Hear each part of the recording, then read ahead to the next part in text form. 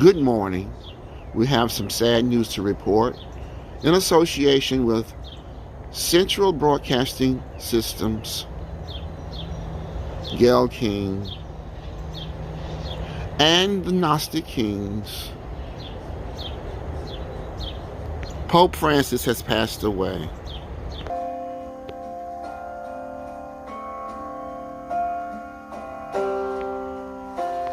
We welcome you to a special edition of CBS Mornings as we look live at pictures of the Vatican. We've got some sad breaking news to report today. Pope Francis has died at the age of 88. Let's pause for a moment to allow stations across the country to join us.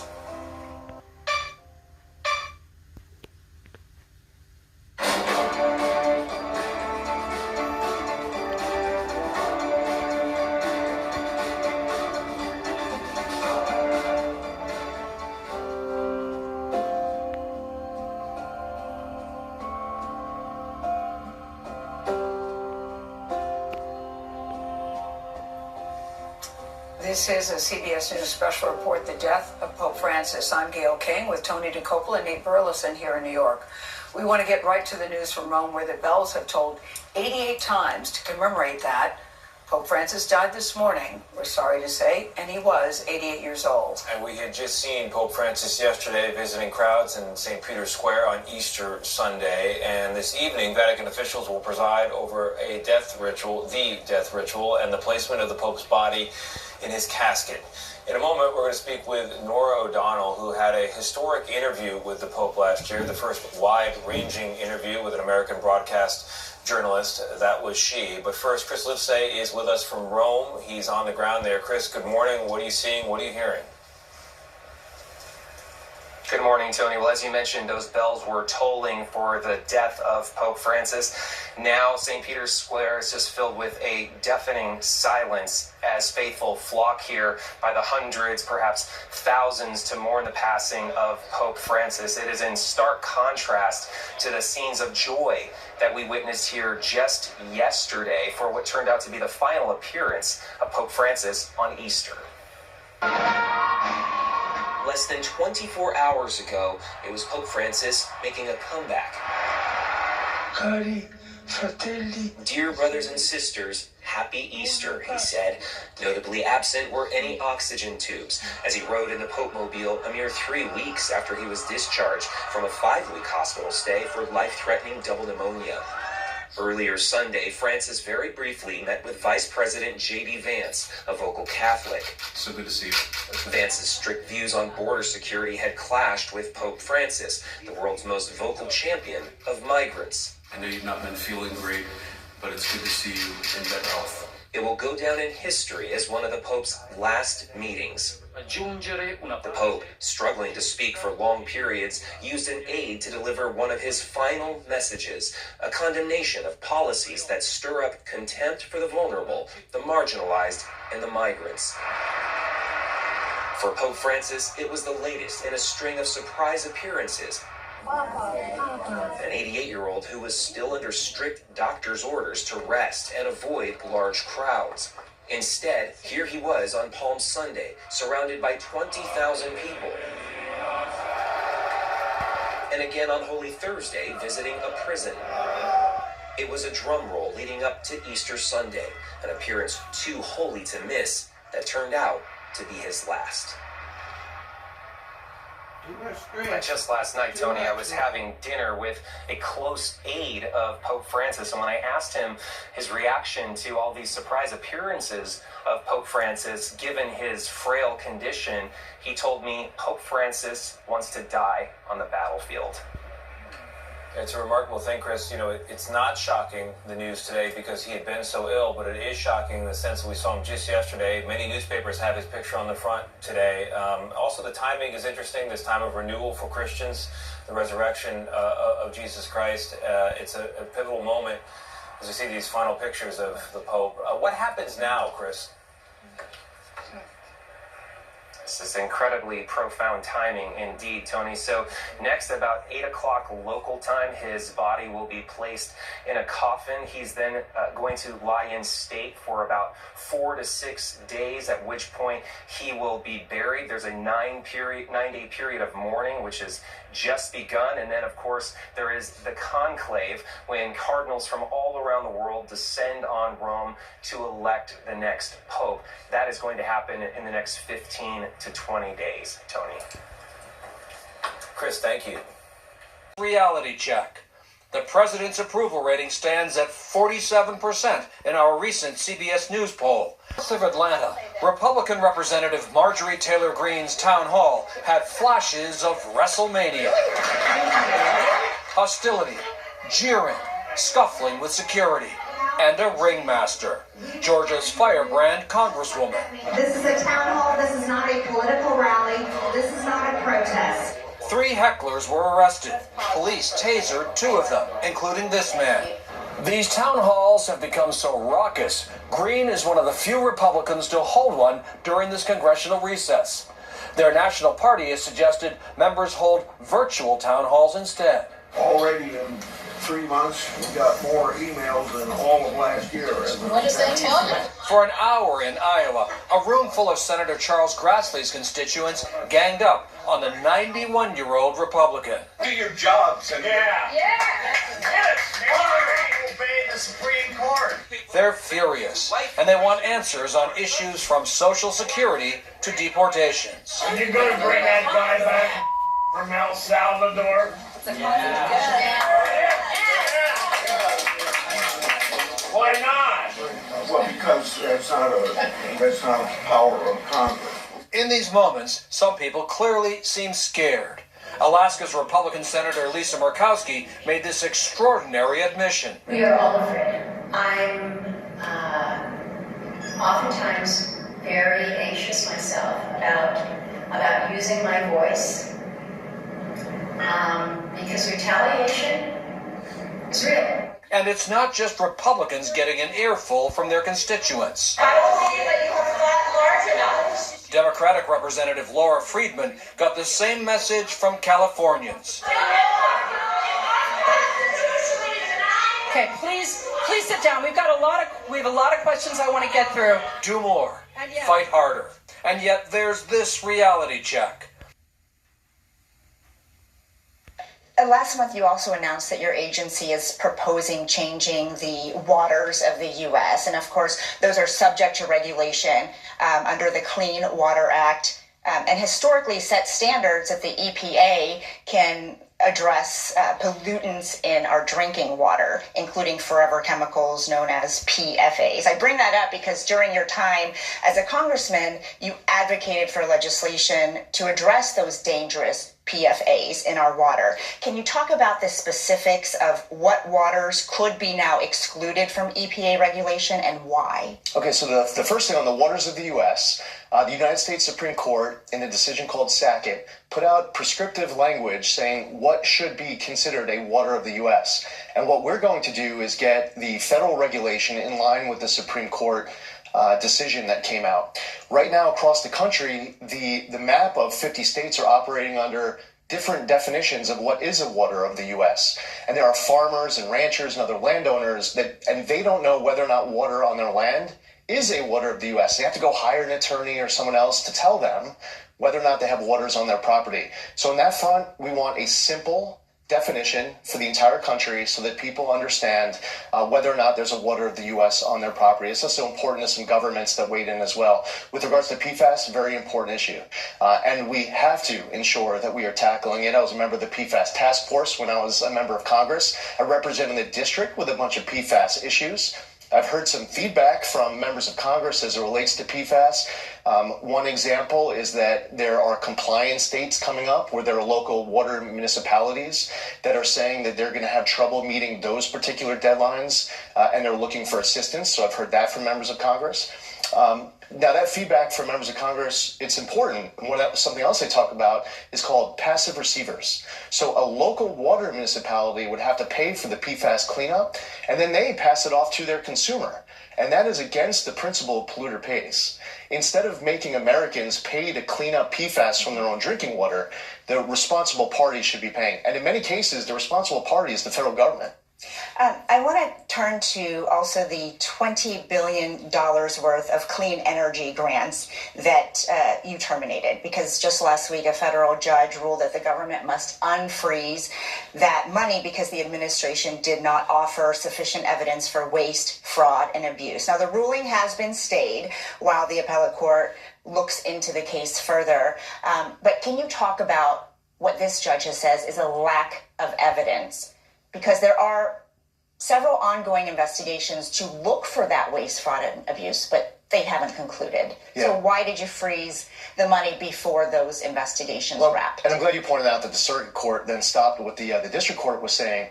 So self-dealing and conflicts of interest, unqualified recipients, lack of sufficient EPA oversight. These were all concerns that we had. First, had the alarm raised when a Biden EPA political appointee in December was on video saying that they were tossing gold bars off the Titanic, rushing to get billions of dollars out the door before Inauguration Day, and also said with an eye towards getting themselves jobs at recipient NGOs. So, for example, as it relates to unqualified recipients, there was one recipient NGO that only received $100 in 2023. They got $2 billion in 2024. They also have in their grant agreement requirement to complete a training in 90 days called How to Develop a Budget. They were amending the account control agreements days before the inauguration, reducing EPA oversight. There's all sorts of questions that you can ask me as it relates to where this money goes, because the $20 billion goes through 8 pass-through entities. EPA isn't even a party to the account control agreements once it goes to the other entities, including many other pass-throughs. If you ask me what happens to that money, basic questions, $20 billion, I couldn't even provide answers to you. Now I owe it to you, to the American public, to Congress, to be able to tell them where that money goes. The idea that we're going to play along with tossing gold bars off the Titanic is something that I will not go along with. I have a zero tolerance for any waste and abuse. It is my duty to ensure that I'm an exceptional steward of tax dollars. It is my responsibility to make sure we have more oversight of those funds. You bring up the gold bars because of that Project Veritas video, where one former EPA advisor used that phrase. But you're not banking all of these cuts based on that one assertion, are you? Yeah, so it's interesting because you asked me, I brought up one piece of example as it relates to that video. I talk about unqualified recipients. I talk about an NGO that's brand new that received $100 and they get $2 billion. I talk about how their grant agreement tells them that they have 90 days to complete training called How to Develop a Budget. I talk about how they're amending account control agreements just days before the election. And the judge says that's not sufficient evidence. Oh no, it's actually worse than that. In the judge's opinion, she doesn't even reference it. She ignores it. Now, this is one of the problems with district court judges across this entire country. They were not elected president of the United States. It is important for us to be able to fulfill our constitutional duties, to follow our statutory obligations, and it is important to be a responsible steward of tax dollars. But what shouldn't happen is ignore all of the evidence and then just say there is no evidence. The 39-page opinion of the district court doesn't even reference any of that. And if we had more time and you said, hey, Lee, why don't you provide for me 15 more examples of evidence right now? And it's up to you. I don't know how much time you have, but I could just keep going of all of the evidence and talk about self-dealing and conflicts of interest, unqualified recipients, and reduced oversight. Administrator, I will get that from your team, and I appreciate it. We will also be watching that case as it unfolds closely. Thank you so much, and happy Easter to you. Pictures of the Pope. What happens now, Chris? This is incredibly profound timing indeed, Tony. So next, about 8 o'clock local time, his body will be placed in a coffin. He's then going to lie in state for about 4 to 6 days, at which point he will be buried. There's a 9-day period of mourning, which has just begun. And then, of course, there is the conclave, when cardinals from all around the world descend on Rome to elect the next pope. Chris, thank you. The 88-year-old Pope led the Roman Catholic Church for 12 years through a series of crises and challenges. He traveled the world and reached out to everyone he met, in particular, people who had often been overlooked or demeaned throughout the church's long history. CBS News senior correspondent Nora O'Donnell interviewed the Pope last year. She joins us now from Washington. Nora, good morning to you. A lot of people waking up just the way I did with the news that the Pope had passed away. When did you first hear about it? I saw you posted early this morning. I know. I was up early and saw that news from our team in Rome, learning that the Pope had passed away, and clearly a huge surprise on this Easter Monday. It was just about a year ago when we sat down with Pope Francis, and he gave CBS News the first ever one-on-one interview by a Pope to a U.S. broadcast network. And that conversation was about an hour long. We found him to be warm, smart, giving with his time. And it was an extraordinary moment for him. And it was one more way that he stood out from his predecessors during a papacy that was known for great change and great compassion. The Holy Father set the tone with his first official act as Pope, reversing a centuries-old tradition. I want to ask you a favor, he said. Before the bishop blesses the people, I ask that you would pray to the Lord to bless me.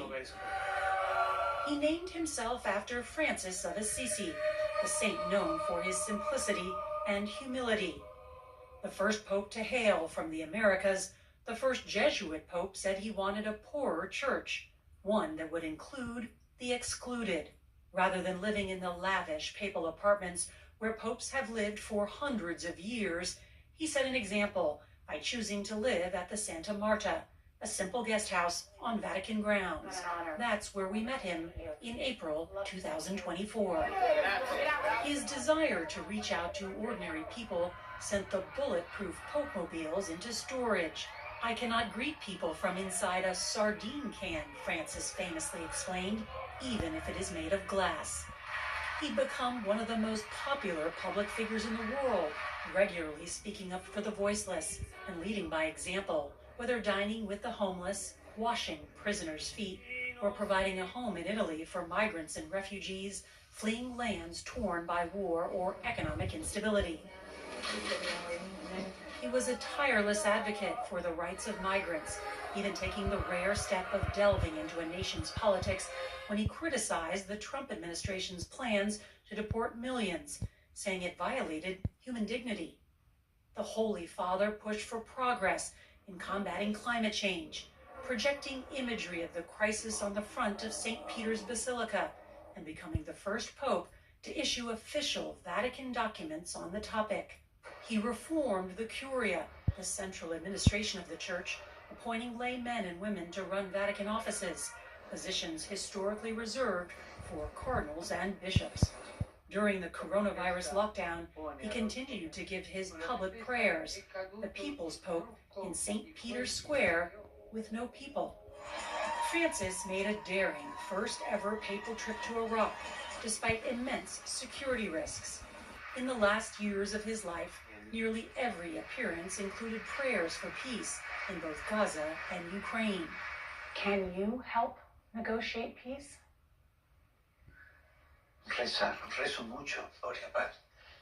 What I could do is pray. I pray a lot for peace, and also to suggest, please stop, negotiate.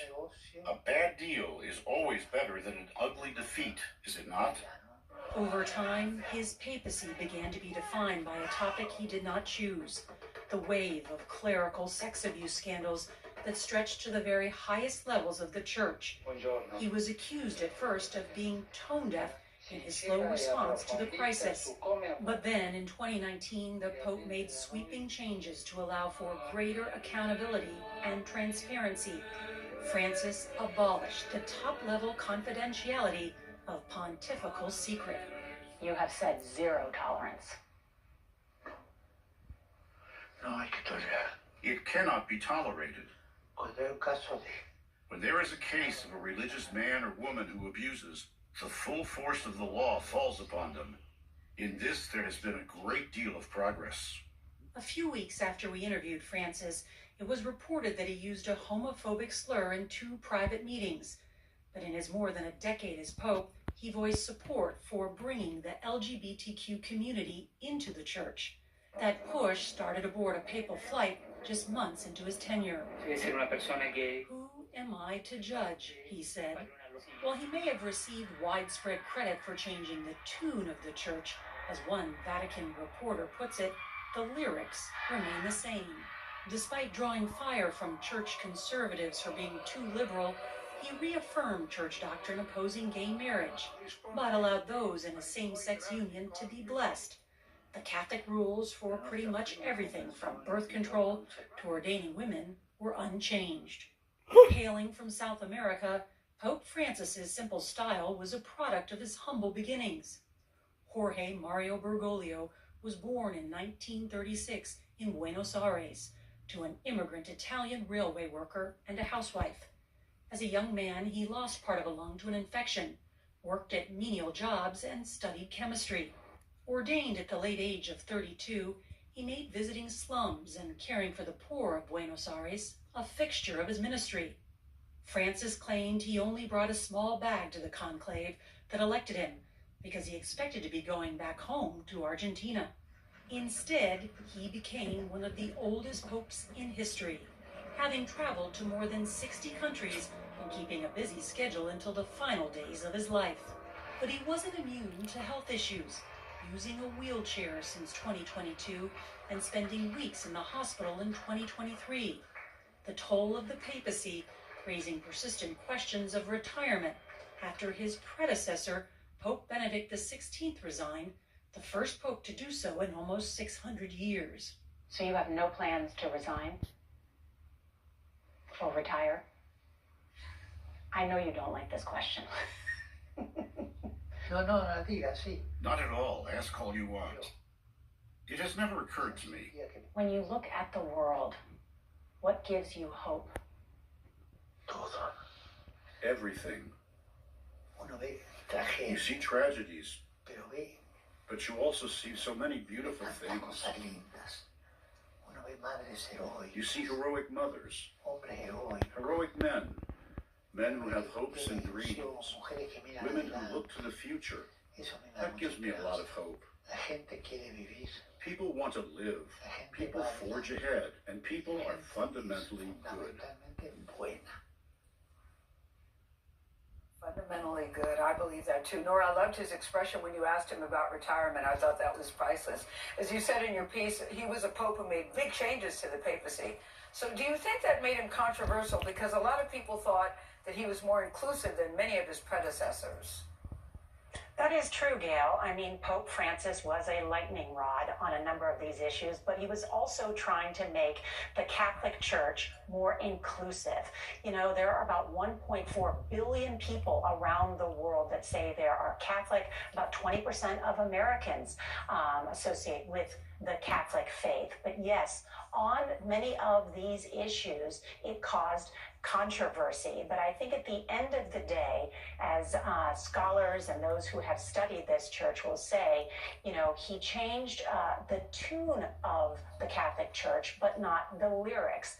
But there's still much to say about his legacy, because many of the cardinals that will gather soon in this conclave were appointed by Pope Francis, and they are to, in his model and in his image in some ways, embrace many of the same things. So they are to carry on his legacy, and we'll see how much of the church continues to open its heart, as Pope Francis told me. Pope Francis dies at the age of 88, Easter Monday.